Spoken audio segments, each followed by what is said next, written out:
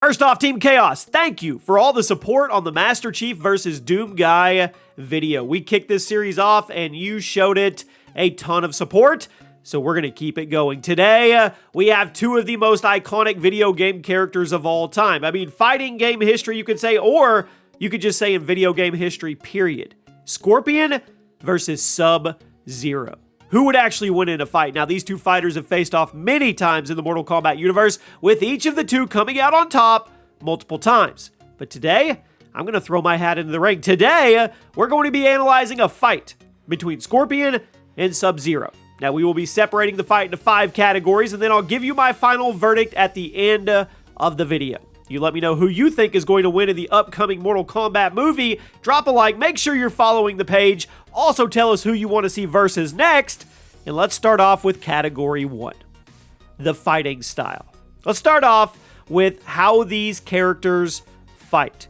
Scorpion is more of a brawler. Sub-Zero is more of a utilitarian. Scorpion rushes right into the fray and uses brute force and strength to overwhelm his enemies. Sub-Zero, on the other hand, still very strong and fast, but he is much more interested in using his ice powers to keep his enemies at bay, making for a slower, more methodical fight. Now, it's hard to say who has the clear advantage with these two styles, because they're two very common types in fighting games. Some characters are meant to be faster and tougher, while others are meant to be slower and more ranged. Personally, I think in the specific instance of Scorpion and Sub-Zero as a showdown, Scorpion's style would have an advantage. Yes, Sub-Zero can use his ice powers to keep his distance, but eventually, Scorpion is going to catch up, and once he gets his hands on him, it's game over. 1 point for Scorpion. Next up is Ice versus Fire. Scorpion's combat style uses a lot of fire, while Sub-Zero obviously uses ice. It shouldn't be too hard to see who has the advantage here. Fire is a natural counter to ice, and when you have someone like Scorpion in front of you, chances are you're not going to be able to stop him with ice. Now, granted, Sub-Zero's ice is incredibly strong and durable, so he would probably be able to hold Scorpion at bay for a while, but overall, Scorpion has the advantage here. Whenever Scorpion and Sub-Zero fight, it's almost always hand-to-hand, because if they were to back up and use their abilities against each other, Scorpion would blast straight through Sub-Zero with ease. 1 point, Scorpion. Now let's focus on the weapons. Ice and fire aren't everything that these two characters have at their disposal. Scorpion's main 2 weapons are his katana sword and his iconic blades, which he pulls back to him with long chains. Sub-Zero, on the other hand, doesn't really have any specific weapons because he could use his ice powers to make pretty much anything he wants. Now, throughout the years, Sub-Zero has used ice to make swords, axes, daggers, clubs, projectiles, and probably stuff I'm forgetting about. He can pretty much make any kind of melee weapon with his ice power. Sure, an ice sword won't be as durable as a real sword, but the fact that he can make it pretty much any time he wants to is a huge advantage. 1 point, Sub-Zero in the weapon category. Now, we like to go deep on some of these categories. The mindset. You can't win a fight with weapons and fists alone. It's important we also take a look at the intelligence of each character, and that's actually a pretty tough topic.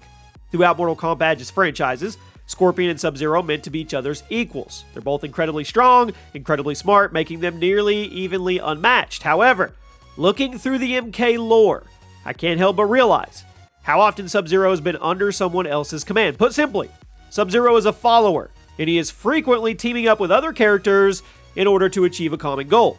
Scorpion, on the other hand, is much more of a lone wolf, and he's figured out how to handle himself very well. Scorpion is much more in control of his own destiny, while Sub-Zero is more communal and team-based. Now, neither one of these ideologies are inherently good or bad. I do think Scorpion's mindset gives him a slight edge in a one-on-one fight, and Sub-Zero's dependence on other characters can potentially weigh him down, whereas Scorpion's independence will make him much more eager to get into the fray. He knows his limits, and he's the master of his own domain. 1 point, Scorpion. And the final category, would we have it any other way? The finishing move.